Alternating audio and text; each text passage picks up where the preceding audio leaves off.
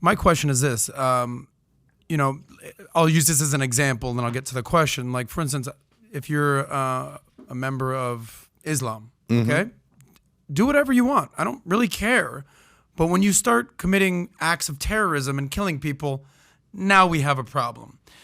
You can be a Scientologist all you want. Don't care. Give all your money to L. Ron Hubbard and the whole crew. Literally don't care.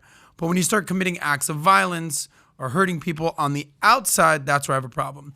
So 2 parts. Are there any examples of them doing things outside of the organization? Because I know you're very implicit of what they've done inside. But what is the problem if somebody says, look, I'm looking for meaning and purpose in my life, and I'm finding it here. I don't care if they want to give all their money to Scientology, I literally don't care. That doesn't affect me. So, I mean, what percentage of the world is Scientologist? 0.0001%. So my question is this. If you want to practice Scientology and you want to believe that L. Ron Hubbard, the science fiction writer, is the next coming of Jesus, have at it, buddy. What's the problem with that? There is absolutely no problem with that, Adam. You can, in this country, you can believe anything you want, and I firmly support that.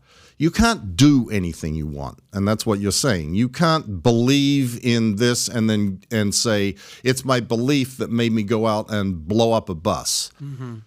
Scientology, let me break this down into 2 parts, because you have the internal part, Scientologist to Scientologist. What does it matter if Joe Schmo goes and spends all his money and goes bankrupt in Scientology? In the microcosm, it matters nothing. In the macro view, this is an organization that is doing this systematically to people and is tax exempt. And your taxes and my taxes and everybody here who lives in the United States who is paying taxes is subsidizing those activities. The internal abuses that go on to Scientologists, you know, I talk a lot about physical violence that is being meted out to people in the Sea organization. But also the destruction of families is something that shouldn't be a part of an organization that is being supported by the government.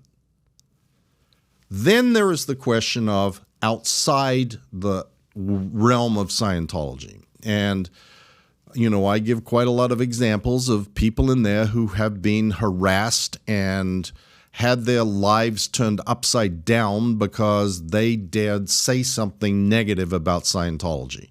I go into some great detail about this guy, Bob Minton. I sort of use that as a microcosm of this is what Scientology does based on the teachings of L. Ron Hubbard. Adam, there is no other religion that I am familiar with that has a department that is their intelligence dirty tricks department, and has policies written by the founder of the religion on how you go about destroying someone's life. Scientology spends a lot of money hiring private investigators, hiring lawyers, creating smear sites, creating videos to smear people, following them around, harassing their families, simply because they say things that Scientology doesn't like. That, too, is subsidized by your tax dollars. And that is wrong. And by the way, if you go into the part that he's talking about, where they spent $25 million to spy on one man, you know, who spends $25 million to spy? Who was the one man? There's a number of these. By the way, he is probably... probably the most hated man that left Scientology is Mike Rinder. Here's what you need to. You may add somebody else on that list, but I would say it's probably you. Well, me and Leah. Yeah, I was going to say Leah Remini, I would say. We're like, you know. So if you like this clip and you want to watch another one, click right here. And if you want to watch the entire podcast, click right here.